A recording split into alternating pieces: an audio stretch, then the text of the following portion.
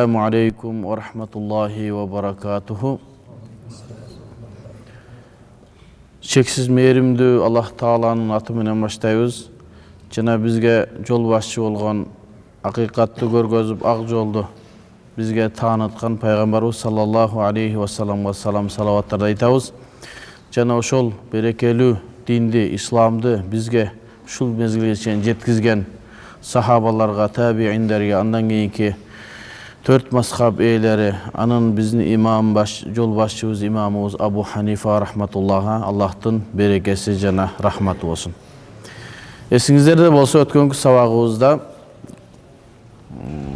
пайгамбар Абу Ханифа рахматуллах алейхинин мазхабынын негизделиши боюнча сүйлөп келе жатып, пайгамбарыбыз саллаллаху алейхи ва салламдын заманындагы артыкчылыктар боюнча сүйлөшкөнбүз. Бүгүн иншалла ошентип пайгамбарыбыз саллаллаху алейхи ва саллам өзүнүн динди толук бойдон сахабаларга жеткизди.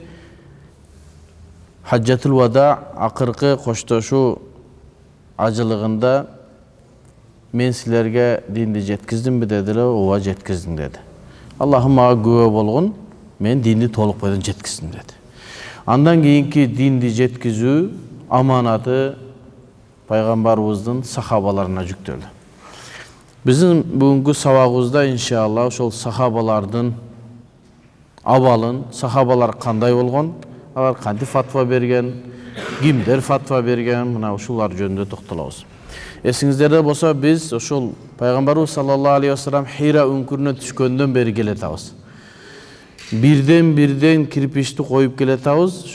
Биздин кура турган үйүбүз, асабнягыбыз бир сонун болуусу үчүн. Ошого айтканбыз, урматтуу мусулман бир-туугандар, Аллах Таалам сиздерден ыраазы болсун. Ошо убактыңарды бөлүп, ушу сабак угайын, пайгамбарыбыздын мурасын алайын деп келип атасыңар. Эми ошонун аягына чейин, куруп келе жаткан үйдөн жарымы калган боюнча калып кетпесин. Ушинтип уланта берсек, иншалла, биздин өзүбүздүн максатыбызга жетебиз. Ал Абу Ханифанын мазхабы кандай негизделгендигине. Себеби бир сабакка адам келбей кала турган болсо, өткөнкү сабактагыга байланышы болот биздин сабагыбыз.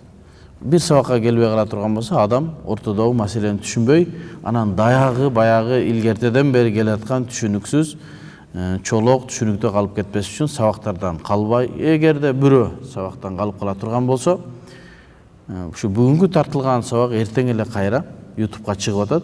Ошо биздин YouTube каналыбыздан дагы, Instagram баракчаларынан карасаңыздар, иншалла, болбой калса кокустан, ошол жактан улантып, баягы үйдү курууга, кантип курууга ынтылып, ошонун жолу менен кетели.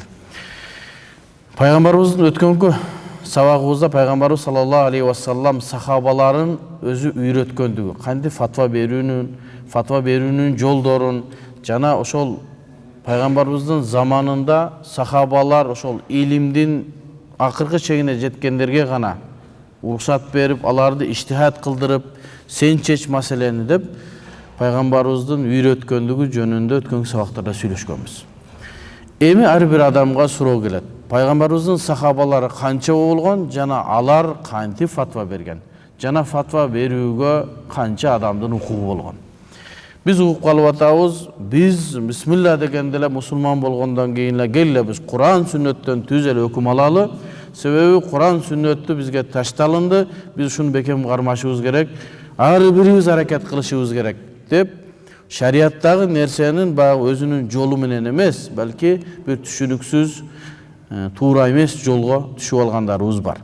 Ошон үчүн биз пайгамбарыбыз кандай динди жеткизди, андан кийин сахабаларга кантип үйрөттү, сахабалар өзлөрү сахабалар пайгамбар жокто кантип жашашты, кантип жаңы пайда болгон өкүмдөргө кантип жооп берди, сахабалар өзлөрүнөн кийинкилерге кантип өткөрдү, ошентип темп менен келе жатабыз. Биз угуп калып атабыз, бардык эле адам Куран сүннөттөн алганга укугу бар. Сен деле аракет кылсаң, ошол Куран сүннөттөн алып эле пайгамбарыбыз таштаган мурасты сен деле алсаң болот. Эгерде арабча билбесең, көптөгөн китептер орусчага, кыргызчага которулуп калды. Ошол жамааттын адамдары өзлөрүнүн аркасында ээрчигендерге жардам кылып, хадистерди кыргызча, орусча которуп койду, мына даяр. жанагы жаш балдарга бычак бергендей кылыпчы.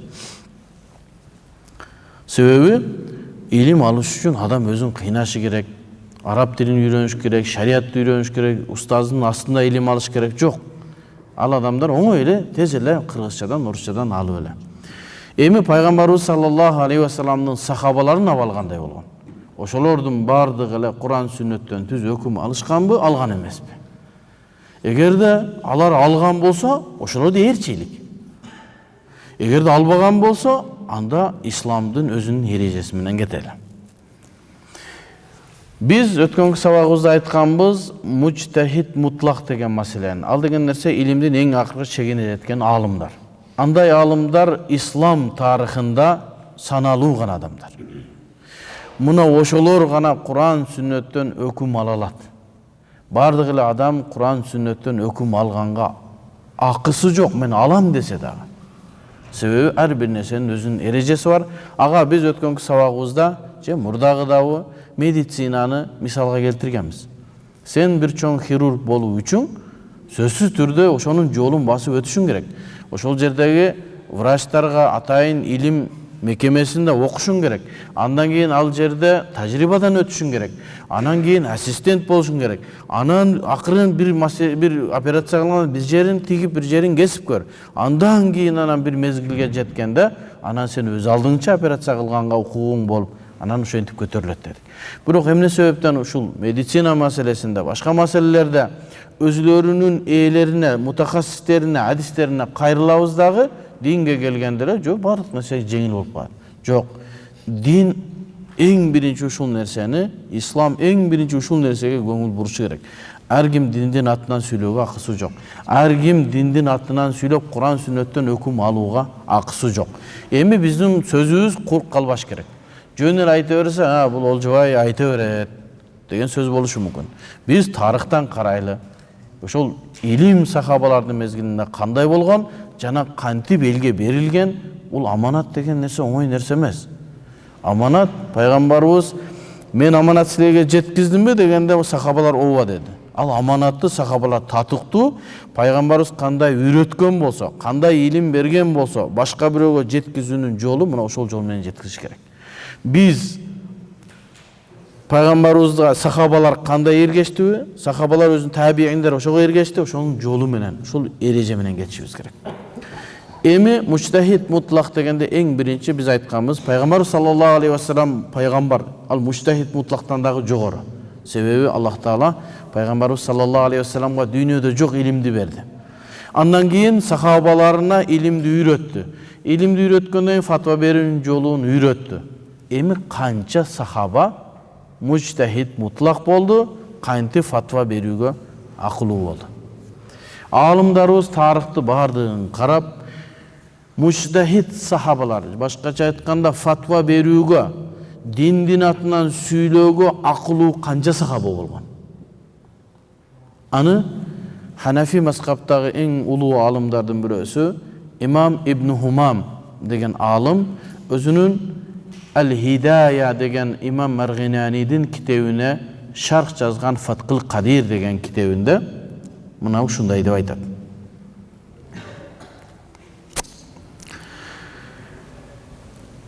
Фатва берүүгө ылайыктуу болгон сахабаларды эсептеп келип, ла таблугу иддатул мujtahidin al-fuqaha minhum akthar min 20.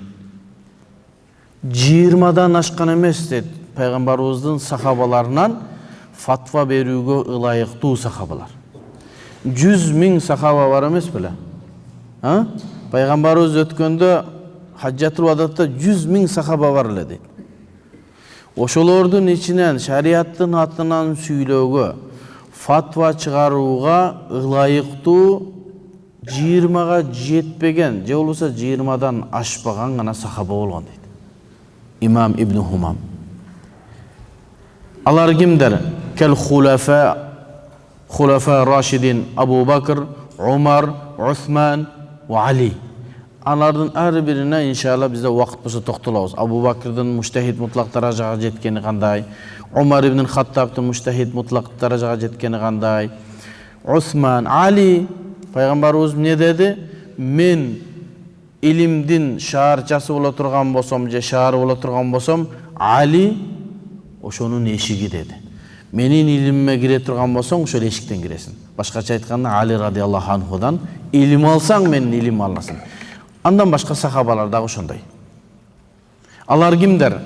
Хулафа ар-рашидун вал абадила. Абадила дегенде булар ошол аттары Абдулла болгон алымдарды абадила деп коет. Ал-абадилату индал фуқаха саласатун. Абадила фуқахаларда үчөө. Мухаддисиндерде башкача. Мухаддис алымдарда абадила дегендер башка, фуқахаларда башка. Абадила деген кимдин аты Абдулла болсо, анан муштахид мутлак болгондар. Фуқахаларда үчөө экен ким? Биринчиси Абдулла ибн Мас'уд, Абдулла ибн Аббас, Абдулла ибн Амр, Абдулла ибн Умар, Умар ибн Хаттабтын баласы Абдулла. Ва индал мухаддисин, алеми мухаддис алымдарда абадила десе төртөө болот экен. Ошол Абдулла ибн Аббас, Абдулла ибн Умар, Абдулла ибн Зубейр, Абдулла ибн Амр, ибн Ас, мына ушул төртөө фуқаха мухаддисиндерде абадила деп айтат. Мына ушулар фатва бергенге ылайыктуулар. Андан кийин Зейд ибн Сабит радиаллаху анху, пайгамбарыбыз саллаллаху алейхи вассаламдын катчысы болгон, Куранды жазган. Муаз ибн Джабал радиаллаху анху, Йеменге элчи кылып жөнөткөн. Анас ибн Малик ва Абу Хурайра. Жана азчылык бардыгын эсептеген жок, кээ бирлердин эсептеди 20 жетпеген сахаба. 100 миң сахаба бар эмес беле пайгамбарыбыз өткөндө. Алар кайда? Алар фатва берген эмеспи? Ооба, фатва берген эмес. Алар ошол сахабалардын аалымдарын ээрчишкен. Ошондой эле биз аалымдарды ээрчип атабызбы? Ал сахабалар дагы өзлөрүнүн аалымдарын ээрчишкен. Ар ким Куран, хадистен өзлөрү үкүм чыгарган эмес. Алар Кудайдан корккон. Билесиңерби, жада калса сахабалар пайгамбарыбыздан хадис риваят кылууну да коркушкан. Эмнеге? Кокустан пайгамбарыбыз саллаллаху алейхи вассалам айткан сөздү мен башкачараак жеткирип алып, мен эртең кыяматта ошого жоопкер болуп калбайын деп азыраак хадис риваят кылган. Ошого Абу Бакр радиаллаху анху, Усман, Умарлардын хадистери аз эле. Фатва бериш бул жакта турсун, пайгамбарыбыздын хадисин риваят кылгандан дагы өзлөрүн кармашкан. Ал эми 100 миң сахаба, алардын арасында дыйкан сахабалар бар, бизнесмен сахабалар бар, жихадка чыккан солдаттар бар, курмабак, малчы сахабалар бар, тиги айылдарда жашаган карапайым сахабалар бар.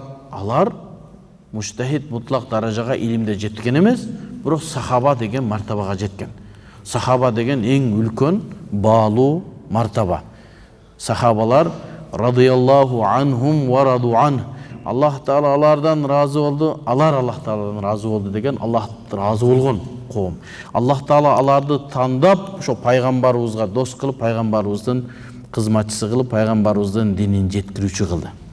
Бирок бардыгы эле ашыны фатва берген жок. Ибн Хумам рахматуллаху алейхи айтат, 20дан ашык эмес эле сахабалардын мезгилиндеги фатва бергендер. Мына ушул сөздү бекемдеп имам Каусари рахматуллаху алейхи, Мухаммад Захид Каусари бул Осман империясынын мезгилиндеги эң акыркы алымдардан. Мен ахата хабаран би адиллатил жумхур минал китаби ва сунна ва аквалис салаф би ахвалис сахаба радиаллаху анху юдрику маблаг кувват калам Ибн Хумам. Ким хабарларды, хадистерди окуган болсо, би адиллатул жумхур алымдардын далилдерин, Курандан, сүннөттөн, салафы солихиндердин сөздөрүн, сахабалардын абалдарын издеп көргөн адам Ибн Хумам жанагы Фатхул Кадирде айткан сөздүн канчалык күчтүү экендигин билет дейт. Сахабалардын өмүр баянын издеп көргөндө фатва бергенге ылайыктуу болгон 20га жетпеген гана сахаба болгон дейт. وعدة المجتهدين من الصحابة وإن ошол сахабалардын мужтахид даражага жеткени ошо 20-чекесинде. Эми ислам тарыхында Ибн Хазм деген бир алым өткөн. Ал Ибн Хазм тавилу лисан дейт. Тили узун, алымдарга акарат келтирген ушундай бир адепсиз алым болгон. Ал киши илим алганда алымдардын астына отуруп тизесине тийгизип жылдап илим алмастан жана кээ бир адамдарга окшоп магазинден китепканадан китеп сатып алып сабак бергенде ал киши да китептен илим алган экен. Китептен илим алгандын туурасынан туура эмеси көп болот. Ошол киши өзү билип ошол 4 мазхабты кармагаш керек. Ал жерде андай бир проблемалар бар, кыяс жок, ижма маселеси жок деп шариаттагы көп нерселерге каршы чыккан. Ошондуктан сөзү этибарга алынган Ханафи алымдар жана башка мазхабтагылар Ибн Хазмдин бир дагы сөзү этибарга алынбайт дейт. Ал өзү сүйлөп китептерди жазып койду, эч кандай этибарга алынбайт дейт. Себеби тутунган жолу, кармаган жолу, окуган илими, айткан сөздөрү такыр исламдын эрежелерине туура келбейт. Ошондуктан биздин устазыбыз Шейх Тарык Сардар Али Меккадагы. Мен ошол илим алып жүргөн мезгилде устаздан сурадым. Устаз, Ибн Хазмдин сөздөрү адамдардын арасында көп жүрөт. Азыркы жаңы муасир замандагы алымдар Ибн Хазм мындай деди деп сөздөрүн ар жерде далил кылдып атат. Ошол кандай? Башка алым 4 мазхабтын алымдарындай эле этибарга алабыз десем жок деди. Анын сөзү этибарга алынбайт деди. Эч нерседе этибарга алынбайт. Ошол Ибн Хазмден риваят кылынат дейт. Мисалы пайгамбар саллаллаху алейхи ва саллам силер аккан сууга заара кылбагыла деп айтылган хадиси бар. Аккан сууга заара кылбагыла. Себеби заара кылсаң аны эмне кыласың? Нажас кыласың. Десе Ибн Хазм айткан экен, эгерде бир ичиге заара кылып туруп, аккан сууга куйса эчтеке болбойт. Эмнеге десе пайгамбар түз заара кылганда айткан, кийин куйса болот. Алымдардын бардыгы айткан, максат ал сен түз заара кылдыңбы, жөн куйдуңбу эмес, сууну нажасат кылба деген маселе. Ошондой өзүнүн жалпы исламдагы эрежелерге, чоң алымдарга каршы келгендиктен Ибн Хазмдин сөзүн эч ким этибарга алган эмес. Анан эле кийин келип эле кээ бир таксырлар атайын китептерин басып, жаңы рисала магистр, рисала доктураларга ошонун китептерин берип, азыр ошонун китептерин жайылтып атат. Максаты эмне экенин Аллах билет. Менин оюмча ушу элдердин арасында фитна, элдердин арасында бөлүнүп жарылуу, ар кандай пикирлерди таркатуу үчүн болсо керек. Болбосо алымдар Ибн Хазмдин сөзү эч жерде этибарга алынбайт десе, аны кыйналып чыгарып элдердин арасында айтып атат. Эми Ибн Хазм сахаба мужтахиддер 20 эмес андан көп болгон деген сөзүн айткан. Өзүнүн Ахкам же болсо Ихкам деген китебинде. Жо 20 эмес өтө эле көп дейт. Алымдар айтат, bir маселе же эки маселе риваят кылган сахабаларды деле мужтахид мутлактардын катарына киргизе берген дейт. Анан алымдар айтат, жок. Ибн Хазмдин антип сахабалардын көп өткөндүгү ал туура эмес. Алардын кадыр баркына туура келбейт. Bir маселе, эки маселе риваят кылгандарды мужтахид мутлак дей берсе кыйын болот. Мужтахид мутлак болуш үчүн ал бүтүндөй пайгамбар саллаллаху алейхи ва салламдын илимин алган, анын аркасынан элчүүгө мүмкүн болгон.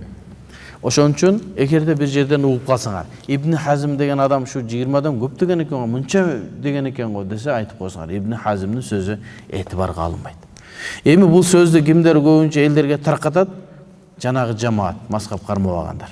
Эми ошо мазхаб кармабагандардын устазы Ибнул Кайим аль-Джаузия деген бар го. Ошол киши айтат: "Ва ма адри би айи тарикин адда Ибн Хазм маахум ал-Гамидия ва Ма'изан." Гамидия, Ма'iz деген эки сахаба пайгамбарыбыз саллаллаху алейхи ва салламдын доорунда зина кылып белгилүү болгондор. Кийин тооба кылган сахаба. Сахабанын өзүнүн мартабасы бар. Бирок зина кылган пайгамбарыбызга келип. Эми Ибн Хазм ошол Гамидияны деле Ма'изди деле мужтахид мутлак деп койду. Ошого Ибн Кайим ошолордун устазы айтат.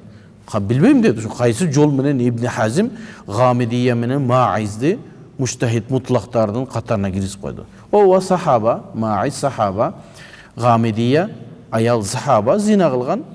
Сахаба деген урматы бар, тооба кылышты. Алардын иманында сөз жок. Бирок илимде муштахид мутлак даражага жеткенине мүмкүн эмес. Жөнөкөй карапайым сахаба. Ошого Ибн Кайымдын сөзү жанагы эгерде бирөө силерди айта турган болсо, ушу Ибн Кайымдын сөзү менен жооп берип коесуңар. Анан Малики Хаджуи деген дагы бир алым болгон, бул Марокко тараптагы. Ошол киши дагы өзүнүн Фикр Сами деген китебинде айтат. Фи зикри мен турва анхум илля ал-мас'ала ва мас'алатани назар. Эми сахабалардан бир же эки маселе риваят кылынгандарды муштахид мутлак деген илимдин эң акыры чегине жеткен. Ошолордун катарына киргизүү туура эмес деп ал дагы Фикр Сами деген китебинде баяндаптыр.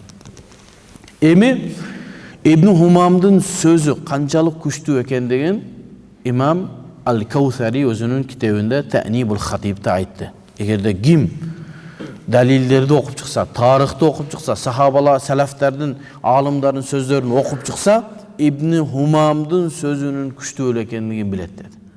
Ал эсепте изилеп чыкты, 20га жетпеген сахаба муштахид мутлак болгон. Эми ушул сөзгө дагы бекемдей турган нерсе. Сөзүбүз эч качан курук болбошу керек. Жана адамдар сүйлөп кое берет, аркасында бир таяна турган нерсеси жок. Мындай деп кое берет, аркасында таяна турган. Ушундай дедиңби, аркасынан бир алымдын сөзү менен бекемдеп кет сөзүңдү. Сен бизге далил боло турган даражада эмессиң. Сен бир сөздү айтсаң, сенин сөзүңдү кубаттаган бир алымдын сөзүн бизге айтып кет. Азыр мен Ибн Хумамдын сөзүн, Ибн Кайымдын сөзүн тегилерге жооп берип, имам Каусаринин сөзүн алып келдим. 20дан ашпаган сахаба бар экендигин. Эми ага дагы бекемдеш үчүн Масрук радыйаллаху анху. Масрук деген табииндерден болот. Масрук бул Абдуллах ибн Мас'уддун сахабанын шакирти. Ошол кишинин менен дагы сөздү бекемдеп койгон. Муну имам Ширази өзүнүн Табакатул Фукаха деген китебинин 26-бетинде ушундай дейт. Нуqil an Masruq radıyallahu anhu qala şafahtu ashab Rasulullah sallallahu aleyhi ve sellem. Men пайгамбарыбыздын сахабалары менен көп сүйлөштүм. Алар менен илим алдым. Ошолордун катарында жүрдүм. Бул куфалык табиин болот. Себеби Куфага эң көп сахаба барган Куфа. Ислам тарыхында Куфага барганчалык эч бир жерге сахаба барган эмес. Куфага 1500 сахаба барган. Абдуллах ибн Мас'уд эми алга жетелекпиз да, мен эми кичине жанагы реклама берип коеюн да силерге. Ага келебиз биз. Куфага канча сахаба кеткен, кантип барган. Умар ибн Хаттаб Абдуллах ибн Мас'удду Куфага жөнөткөндө сахабанын бардыгы шакирттер аркасынан кеткен. 1500 сахаба Куфага барган. Алардын 70-и бадрилер. Бадрилер деген нерсе Бадир согушуна катышкан сахабалар. Пайгамбарыбыз саллаллаху алейхи ва саллям Бадир согушуна катышкан сахабаларды башка сахабалардан жогору койгон. Анын өзүнүн фадайлерин айтабыз. Бир маселени чечишейин, кеңешейин десе, Пайгамбар саллаллаху алейхи ва саллям Бадрилер чакырган. Бадир согушуна келгендер келди. Мынандай маселе болгон атат, силердин пикириңер кандай? Эмне себептен Бадир согушуна катышкандардын даражасы башка сахабалардан жогорураак болду десе, Пайгамбар саллаллаху алейхи ва саллям Мадинага барып, араңдан зорго өзүнүн маскабын, өзүнүн динин, исламды жайылтып баштаганда, ошол жерде пайгамбарыбызды колдогондор, пайгамбарыбыздын жанында болгон сахабалардын эң иманы күчтүүлөр ошол Бадир согушуна катышкандар. Бадир бул Мединанын чекесиндеги бир айыл болуп, ислам тарыхындагы капырлар менен мусулмандардын арасында болгон биринчи согуш, Бадир согушу. Ошол Бадир согушуна меккелик мушриктер менен согушарда айткан, кеттик. Ушундай мушриктер келип согушабыз дегенде, пайгамбарыбызга иманы бекемдер, өлсөк да сени менен кошо өлөбүз дегендер, пайгамбарыбызга чын дилден берилгендер, пайгамбарыбызды коргойбуз дегендер гана Бадир согушуна катышкан. Бадир 300-дүн тегерегинде гана сахаба катышкан Бадыр соғысы. Ошол жерде мунафыктар, эки жүздүүлөр ар шултаны айтып калып кеткен. Ошондон улам Бадыр согушуна катышкандардын кадыры бийик болгон. Эң оор күндө пайгамбардын жанында тургандар. Ошол Бадыр согушунда катышкан сахабадан 70 сахаба Куфага барган. Башкача айтканда илимдин бардыгы Куфага келди деген сөз. Дагы көп кызыктарды айтып берем.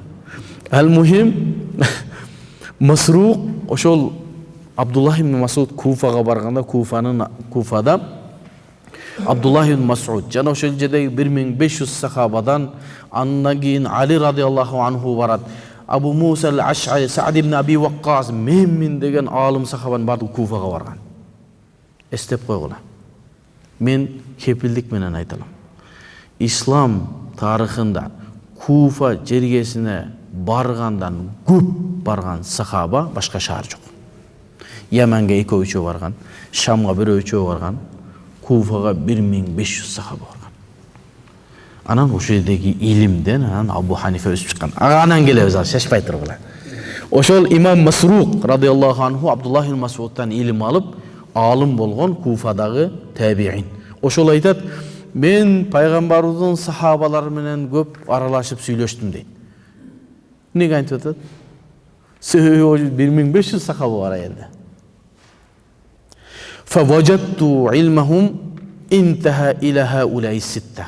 Алардын илими, ошо барган сахабалардын илими барып 6 адамга такалганын көрдүм дейт. Алар кимдер экен? Умар ибн Хаттаб, Али ибн Аби Талиб, Абдуллах ибн Масуд, Убай ибн Кааб, Аби Дарда ва Зейд ибн Сабит радиаллаху анхум дейт. Масрук да айтат. Масрук бул жерде өзүндөгү бар маалыматты айтат. Бардык сахаба муштахидтерди санаган жок. Бирок мен дейт сахабалар менен сүйлөссөм, илиминин булагы бар ушу 6 адамга такалат экен. Демек бардык сахаба не болгон эмес? Муштахид муллак даражага жеткен эмес. Масруктун сөзү бизге чоң далил болуп берет. Эми сахабалардын жолу кандай болгон? Пайгамбарыбыздан тарбия көргөн, пайгамбарыбыздан илим алган сахабалар жолдорунда пайгамбарыбыздан грамм жылган эмес. Пайгамбарыбыздын жолу менен, пайгамбарыбыздын хади, пайгамбарыбыздын көргөзгөн, үйрөткөн илими менен кеткен. Сахабалар ушундай болгон. Кээ бир алымдар айткан экен, бул сахабаларда нефс барбы, жокпу деген. Дин үчүн, ислам үчүн өзлөрүнүн жанын сайып койгон адамдар. Сахабалардын да кыйындыгы пайгамбарыбыздын жолунан бир карыс дагы жылган эмес. Кадамына кадамын коюп пайгамбарыбыздын жолу менен. Ибн Умар радиаллаху анхунун бир хадиси бар. Ибн Умар бир жерге барып зара кылган экен. Келейтканда дагы бир жерге, ошол жерге барып зара кылган. Сураган экен, "Сен эмне бул жерге зара кылып атасың?" десе, "Пайгамбар саллаллаху алейхи вассалам ушул жерге зара кылганын көргөм" деген. Ибн Умар пайгамбар саллаллаху алейхи вассаламдын адаттарын, амалдарын эң көп билген сахаба болгон. Сахабалар ушундай болгон. Пайгамбарыбыздын жолунан эч качан жылган эмес. Эми алар ошо пайгамбардан үйрөнгөн, фатва берүүдө Куранга кайткан, Курандан таппаса сүннөткө кайткан, шарият өкүмдөрүн билүү үчүн. Фа ин лам яжиду фихима, эгерде ал экөөнөн бир нерсе таппай кала турган болсо, себеби бардык маселени Куранда жана пайгамбарыбыз айтып кеткен жок да, күнүгө жаңы маселе болуп атат. Ижтахаду би ра'йихим, өзлөрүнүн ою менен иштихад кылган. Өткөнкү сабагыбызда да айтканбыз, мужтахид мутлактардын ою дагы ибадат, илим, шарият. Себеби алар шариаттын эрежесинен тышкары, шариятка каршы келе турган ойду ойлогон эмес, сүйлөшүп бул жактан турушат. Себеби ошолор андан кийин жаңы маселе келе турган болсо, Аллах Тааланын өкүмү кандай болот, пайгамбарыбыздын өкүмү кандай болот? Мына ошолор Курандан, таппаса сүннөттөн, болбосо иштихад кылып өзлөрүнүн оюнан айтышкан. Кайсы нерселерде? Жаңы пайда болгон нерселерде. Мурдагы маселелерди айткан. Куранда мындай, хадисте мындай болду маселе чечилди. Жокпу? Аны. Эми ушул нерсе бизге эки бир чоң маалыматты бизге берет. Сахабалардын кандай болгондугун.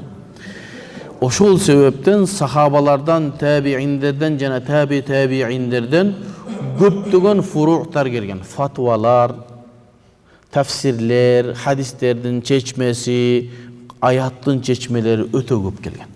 Демек алар ошо өзлөрүнүн ою менен муштахид сахабалар Куранды чечмелеген, хадиси чечмелеген, Куран хадиси жок болсо өзлөрү фатва берген. Мына ушул фатваларды эгер билем десеңер, Мусаннаф ибн Аби Шейба деген китеп бар, 45 том. 45 том тегерегинде, эгер мен адашып калбайын. Ошол китепти окусаңыз, сахабалардын фатвалары, сахабалардын Куранды чечмелегени, хадиси чечмелегендерин ошодон табасыз. Аны биздин устазыбыз Шейх Мухаммад Ауама тахкик кылып, кол жазмадан чыгарып, сонун кылып, элдер окуй турган кылып койгон. Сахабалардын фатвасын көрөм десеңиз, ошол китепке кайтасыз. Ал китеп ушунчалык сонун жазылынган, ага ушунчалык сонун кылып тахкик кылынган. Тахкик деген нерсе редакцияланган. Кол жазмадан топ-топ туура кылып, мындай кылып китеп кылып бизге сунуш кылганды эмне тахкик деп айтылат. Аны үчүн адамдар 20 жылдык, 10 жылдык өмүрүн кетирет.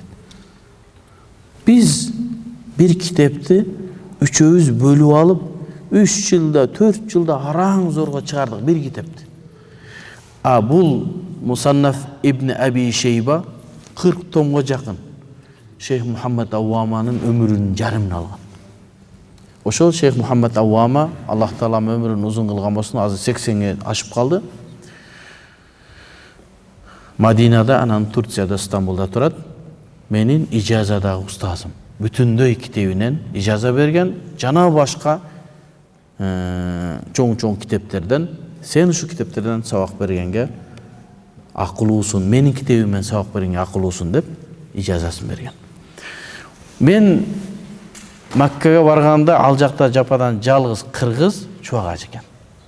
Allah'ım beyişten versin. Men barganda tosup aldı. Andan keyin menden keyin Abduali деген менин досум бар, шейх. Азыр докторантураны бүтүп атат. Ушу үчөөбүз эгиз козудай болуп ушул жерде окудук. Шейх Мухаммад Аввама ушул китепти бүткөндөн кийин Мухаммад Аввамага сыйлык бериле турган болуп калды. Сыйлык берилип Ал-Итhnейния деген Жиддада бир организация бар. Шул дүйнөдө исламга, физикага, математикага, ушундай нерселерге катуу кызмат кылгандарга сыйлык берет.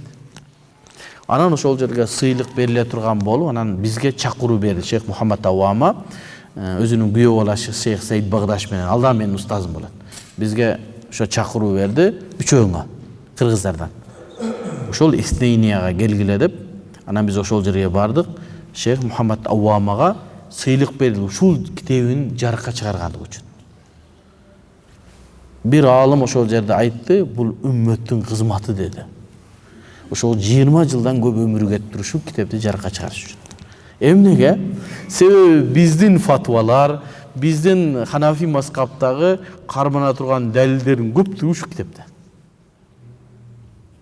Бул жерде сахабалардын сөздөрү, сахабалардын фатвалары, табииндердин сөздөрү, табииндердин фатвалары ошол жерде топтолгон. Билгиңиз келсе, ошол жака барып окусаңыз билесиз, сахабалар кандай фатва берген экен, сахабалар кандай хадистерди чечмелеген экен.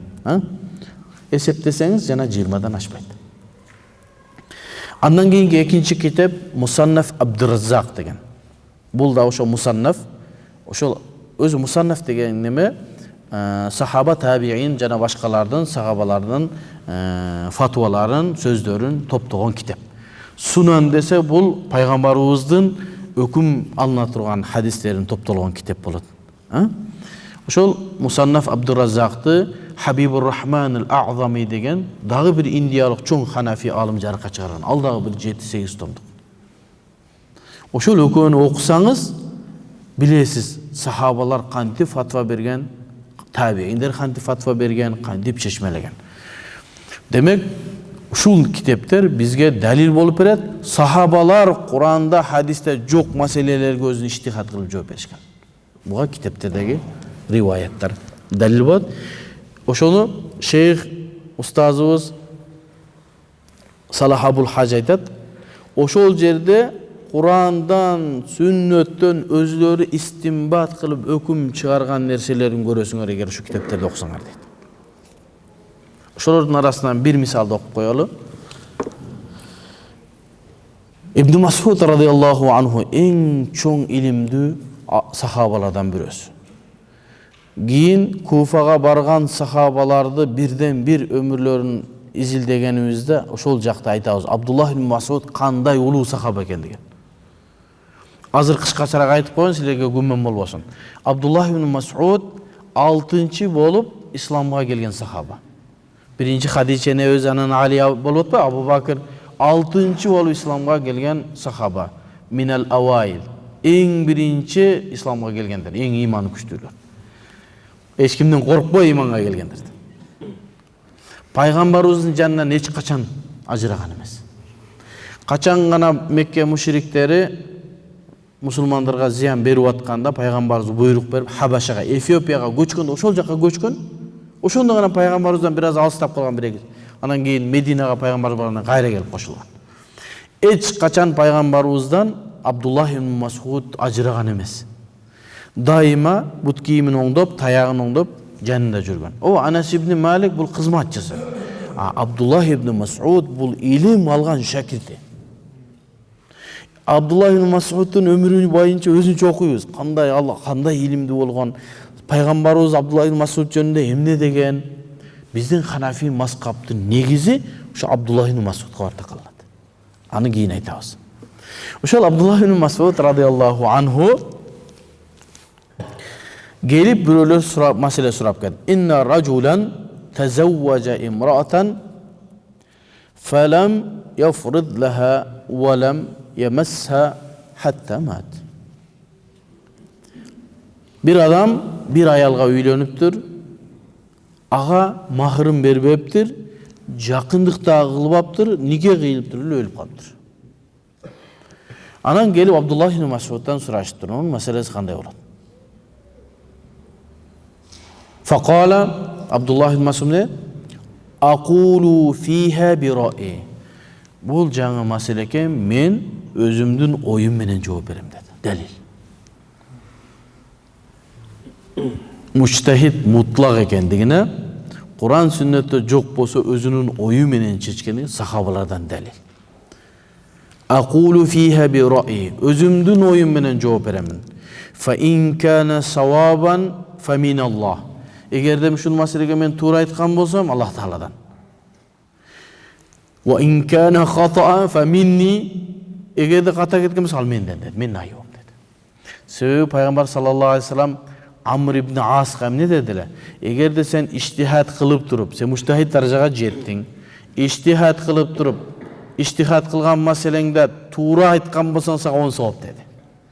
İçtihat kılıp durup atkı meselede kata ketip kala tursan bir sawap bolat. Mujtahidin kata ketkenine de sawap berilet. Bizdin kata ketkenibizge tozok. Mujtahid, sebebi al mujtahid mutlak al ошол fatva berүүгө акылуу адам. Акылуу болгондуктан инсан катары ката кете турган болсо да савап берилип атат. Биз ката кетсек, Кудайым сактасын. Ошон үчүн мujtahid мутлактарды ээрчүү милдет. Себеби алардын илиминде кепилдик бар. Алардын жолу туура, алардын түшүнүгү тунук. Ошон үчүн алар айтат, эгерде fatva берсең, туура айтсаң 10 савап, ката айтсаң 1 савап. Биз эмес. Кат'ан биз эмес. Бекем ушу ишенип алла. Ар кимиз өзүбүз коюп албайбыз. Андай боло турган болсо, мен деле айтсам, тиги деле айта берсе, дин бузулбайбы? Ар ким сүйлөй берсе диндин атынан. Мujtahid мутлактар гана сүйлөш керек. Mujtahid мутлак болсо, оңой менен ката кетпейт ол. Анын ою, анын илими аны ката кетиртпейт. İnsan қатары қата кетиши мүмкін. Бирок алым қатары, mujtahid қатары оңойчулук менен ката кетпейт. Не деди? Аштахи фирай. Туура боло турган болсо Аллах Тааладан деди. Ката болсо менден деди. Ката болсо да Аллах Тааладан деген жок, не? Мен ага деди. Мунуга, ошол аялга. Өзүнүн аялдарында, өзүнүн жакын, ошол аялдын жакындарынын махыры кандай болсо ошондой махыр берилет деди. Себеби махырын айтпастан өлүп калган да. Эми өзүнүн туугандарынан, аталаш туугандарынан махыр канча? Кыз болсо кыз, келин болсо келин, сулуу болсо сулуу, илимдүү болсо илимдүү, ошого карап өзүнүн эжелеринен, апаларынан, атасы тараптан эжелеринен карап туруп, ошонун махырын бериш керек деди. Азайтпай, көбөйтпөстөн. Анан Мақал ибн Синан аш-Шаи деген бир сахаба турду дагы. Я мен сага күбөлүк берем деди. Мен пайгамбарыбыздын да ушу сен айткандай кылып өкүм кылганын уктум эле мен деди. Туурабы деди, сен айтканың туура. Пайгамбар ушул фатва бергенби деди. Мен уккан эмесмин, ушундай дегенби? Ооба. Сахабалар бирин-бирин топтоп, бирин-бирин курап, бирин-бирин толуктап тургандар. Астагфирулла, биздикилердей болуп, биз кичине ката кетип калса чыгып кыйкырып чыкпайт да. Анан кийин ачуусу келип экинчиси жооп бербейт. Сахабалар да радиаллаху анхум ва раду анху. Ошон үчүн Аллах Таала алар тирүү мезгилинде бейишке кире турганы дагы бар. Бейишке кирип сүйүнчүлөнгөн тирүүсүнө сен бейишке киресиң. Алар сахабалар. Ошон үчүн пайгамбар саллаллаху алейхи ва саллям айткан: "Менин сахабаларыма эч кимиң жетпейсиңер." Эгерде Ухуд тоосундай алтынды сарптап мен сахабаларыма жетем десеңдер жетпейсиңер. Жетпейт эч ким. Ана Мақал ибн Синан аш-Шаи эмне деди? Мен пайгамбарыбыздын ушундай деп сен айтканга жакын кылып фатва бергенин уктум эле десе, ошондойбу? Ушундай деди эле пайгамбар деди. Фариха, шунчалык кубанып, ва каббара, Аллаху акбар деп такбир айтты. Менин оюм пайгамбарыбыздын оюна туура келди. Эми анча-мынча нерселерде мүмкүн сахабалар да билбей калуусу мүмкүн. Экинчиси токтоп кетет. Биринчисин, экинчиси бирин толуктап кетет. Мына ушул Абдуллах ибн Мас'удтун бул маселеси сахабалар өзлөрүнүн ою менен фатва бергендигине далил. Эми сахабалардын фатва бере тургандарды айттык, алардын ичинде Абдуллах ибн Мас'удту дагы айтканбыз. Эми имам Каусари рахматуллах алейхи ошол жогору жакта Абдуллах ибн Мас'удтун жана ушул маселе боюнча өзүнүн пикирин айтат. Эмне себептен имам Каусаридин сөзүн биз көп далил келтиребиз. Себеби акыркы мезгилдеги Шейхул Ислам ахлул бидага, бидаатчыларга бекем туруп, ошолорго жооп берген инсан бул имам Каусари болгон. Ошол мезгилдеги кандай Ханафи мазхабка же болбосо 4 мазхабтын алымдарына жаман сөз сүйлөгөн жанагы мазхабсыздарга эң катуу жооп берген киши ошол болгон. Биздин устаз Шейх Тарык айтат, имам Каусари рахматуллах алейхи тили эле оор болгон, бирок маселеси аябай күчтүү болгон. Ачуусу келгенде тиги мазхабсыздар сөккөн да. Бирок маселесинде сөз жок. Имам Каусари дейт: "Вал каулул мухаттам анна фуқаха сахаба ва табиина ва табиихим жару алал каули би рай." Эми айтат, эч күмөнсүз далил дейт. Фуқаха сахабалар жана табииндер жана табииндер жок маселелерге өзлөрү иштихад кылып ою менен жооп берген дейт. Истимбат хукмун назила минан нас. Сүннөттөрдөн, хадистерден чыгарып жооп беришкен. Ва хада минал ижмаат аллати ла сабила ила инкариха. Бул алымдар ижма болгон маселе дейт. Сахабалар, табииндер дагы өзлөрүнүн ою менен өкүмдөрдү чыгарган. Бул нерсени жокко чыгарууга мүмкүн эмес. Буга ижма болгон алымдар дейт. Эми экинчи дагы айта турган нерсе, биринчиси пайгамбарыбыздын сахабалары муштахид мутлактар белгилүү, бирок пайгамбарыбыздын жолу менен, пайгамбар үйрөткөн жол менен кеткен. Пайгамбарыбыз дагы башка нерсени үйрөткөн. Илимсиздер илимдүүлөрдү ээрчүүнү да пайгамбар үйрөткөн. Ага Аллах Тааладан Куран түшкөн да айттыга. Зикир эйлеринен сурагыла эгер билбесеңер деген. Эми Сахабалар өзлөрүнөн фазилеттүү, өзүнөн илимдүүлөрдү дайым ээрчишкен.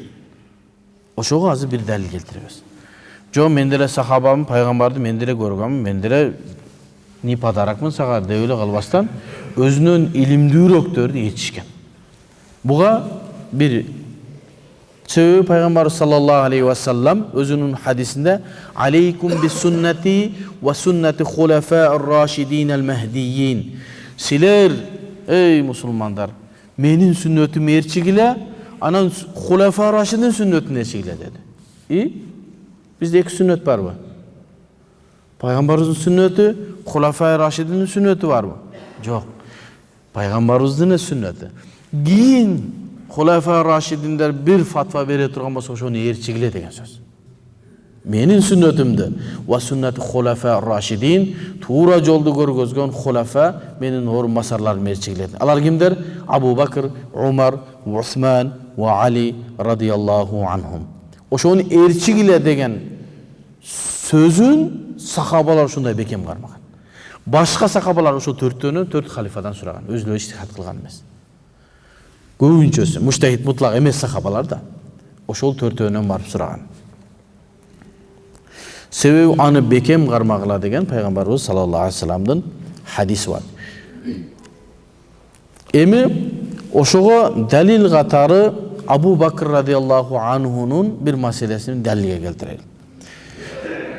فلما سئل أبو بكر رضي الله عنه عن الكلالة. Абу Бакр радияллаху анху халифа болуп турганда адамдар келип келала деген маселеде сурады. Келала деген эмне? Келала деген нерсе ин кана рajulun юрасу калалатан деп Ниса сүрөсүнүн 12-чи аятына келет. Эгерде бир адам өлгөн болсо, юрису калалатан. Калала деген эмне? Десе, түшүнбөй калды адамдар. Калала эмне экен деген. Абу Бакр радияллаху анхудан келип сураганда, "Кала инни саакулу фиха би раъи."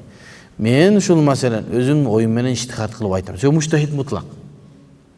Не деди? Фа ин кана савабан фа миналлах. Жанагы эле Абдуллах ибн Масуд тарбия бир, айткан сөзү да бир чыгат. Жана Абдуллах ибн Масуд ушундай деди да, эгер туура боло турган болсо, фа миналлах, Аллах Тааладан.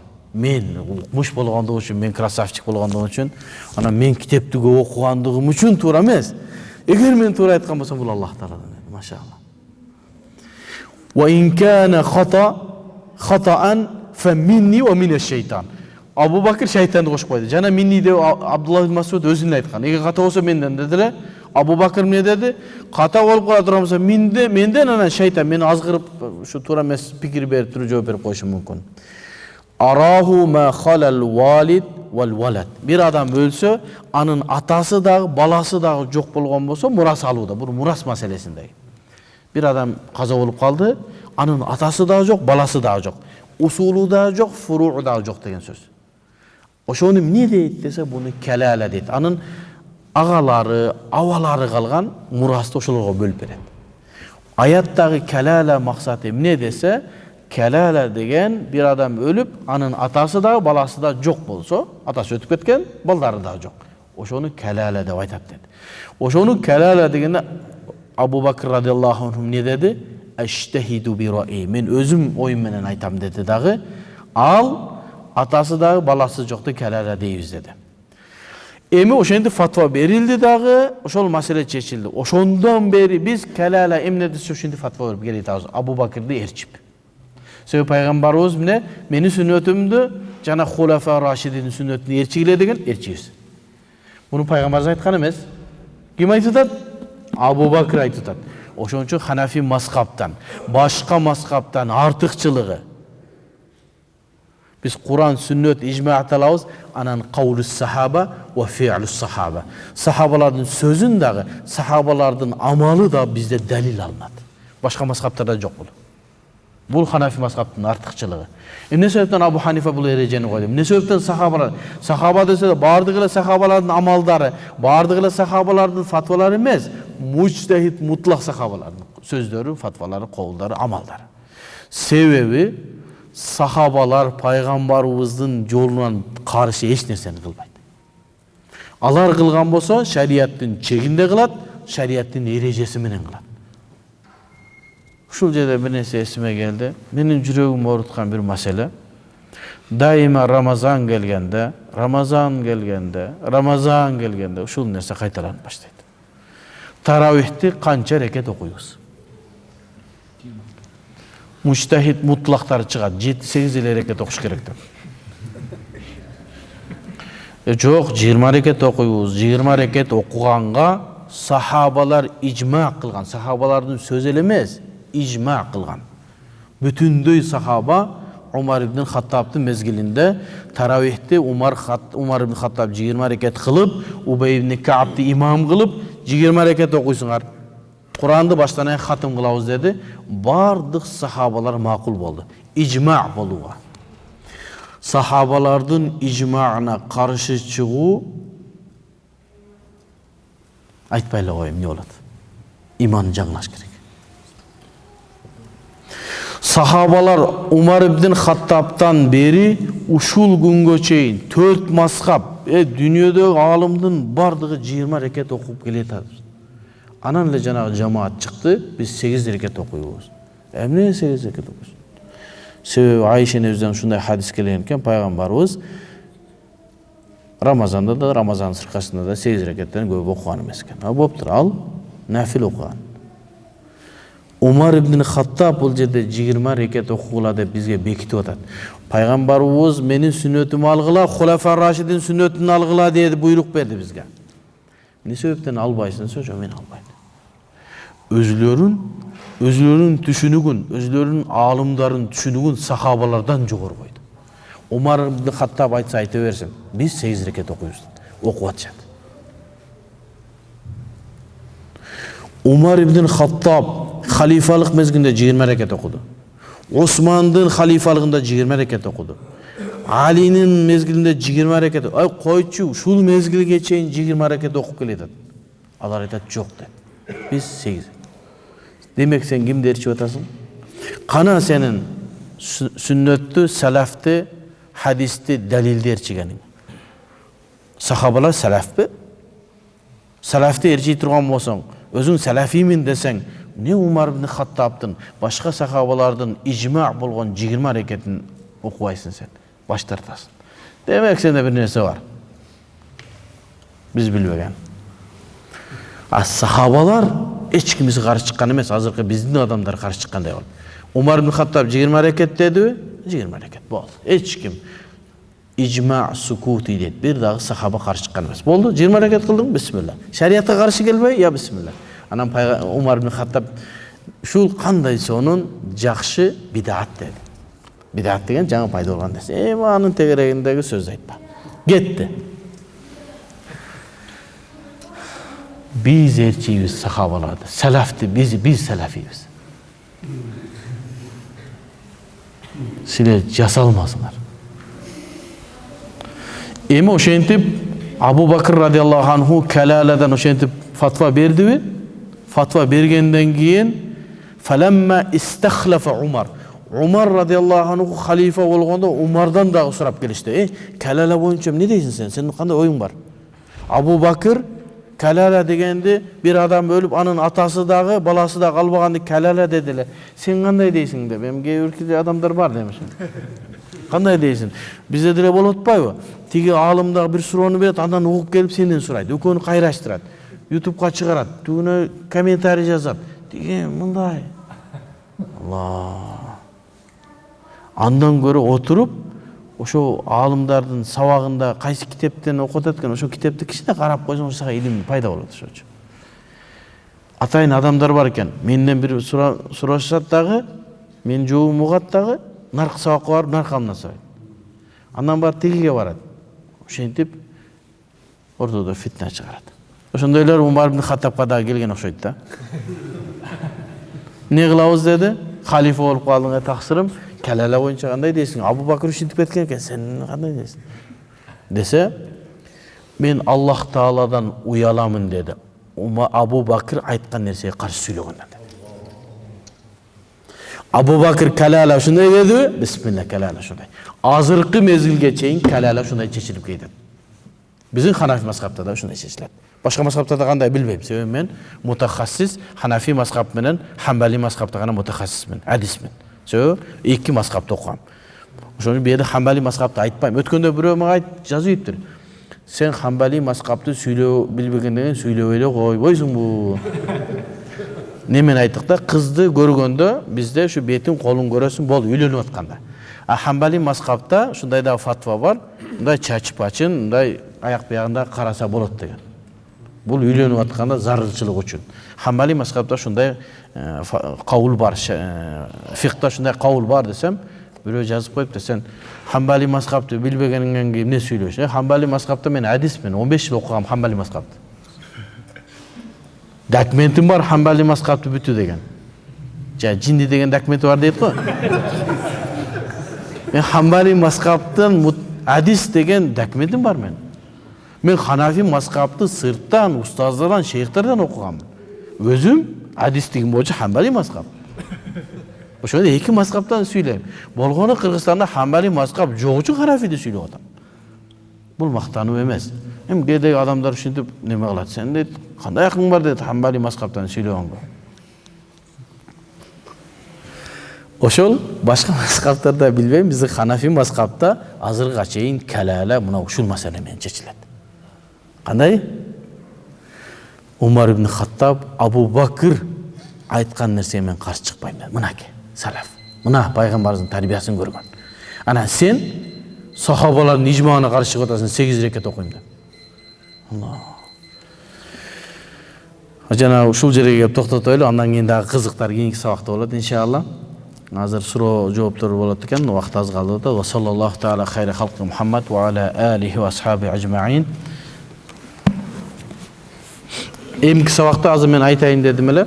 Эмки сабакта эми ошол аалымдар бардыгы эле Куран, сүннөттөн өкүм чыгарабыз деп эле чыгарган атышат, муштахид мутлактар чыгарат, сахабалар чыгарды деп атабыз. Эми өкүм ала турган аят канча, өкүм ала турган хадис канча кийинки сабагыбызда айтабыз. Бардыгы эле Курандын бардыгы эле өкүм ала турганбы? Жок. Кийинки сабагыбызда айтабыз иншалла. Дагы мына жерде айта турган маселелерим бар эле, ага жетишпей калдык. Ва саллаллаху таала хайра халқи Мухаммад ва аля алихи ва асхаби ажмаин.